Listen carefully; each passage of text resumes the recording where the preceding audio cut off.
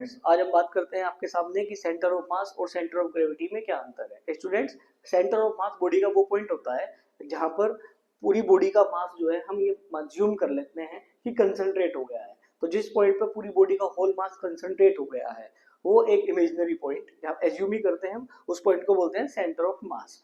और centre of gravity body का वो पॉइंट होता है जहाँ पे पूरी बॉडी का जो वेट है वो एक्ट करता है।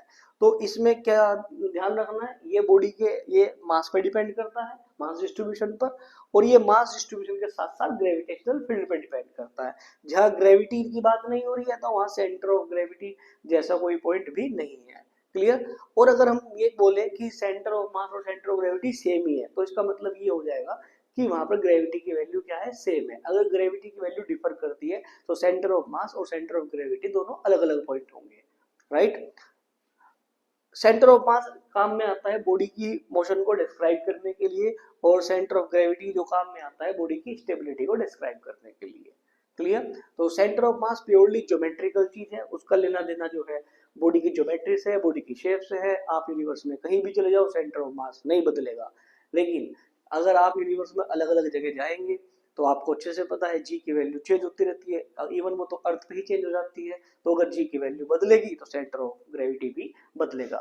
सेंटर ऑफ मास का लेना देना सिर्फ मास से है, उसकी शेप से है बॉडी की। सेंटर ऑफ ग्रेविटी का लेना देना मास डिस्ट्रीब्यूशन के साथ साथ ग्रेविटेशनल फील्ड से भी है। ये नहीं होगा, ग्रेविटी नहीं होगी तो इसका कोई काम नहीं है।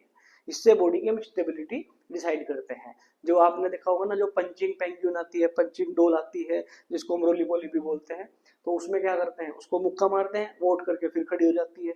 क्योंकि उसके बेस में नीचे मिट्टी हैवी या रेत भरा हुआ होता है, ऊपर हल्का है नीचे भारी है, तो जिस वजह से उसका जो सेंटर ऑफ मास है, सेंटर ऑफ ग्रेविटी है, वो नीचे की तरफ को शिफ्ट रहता है। सेंटर ऑफ मास और सेंटर ऑफ ग्रेविटी बॉडी का जितना नीचे की तरफ होगा, बेस की तरफ होगा, वो बॉडी उतनी स्टेबल रहेगी।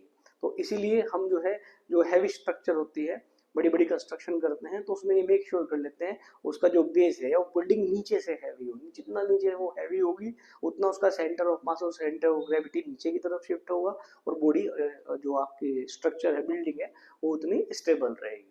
क्लियर। माउंट एवरेस्ट के केस में क्या होगा कि जो उसका जो सेंटर ऑफ मास है और सेंटर ऑफ ग्रेविटी है दोनों एक जगह पर नहीं होते।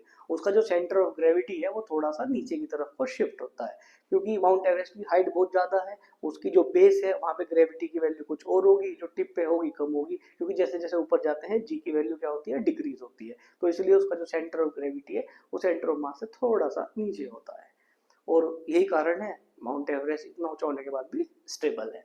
Thank you.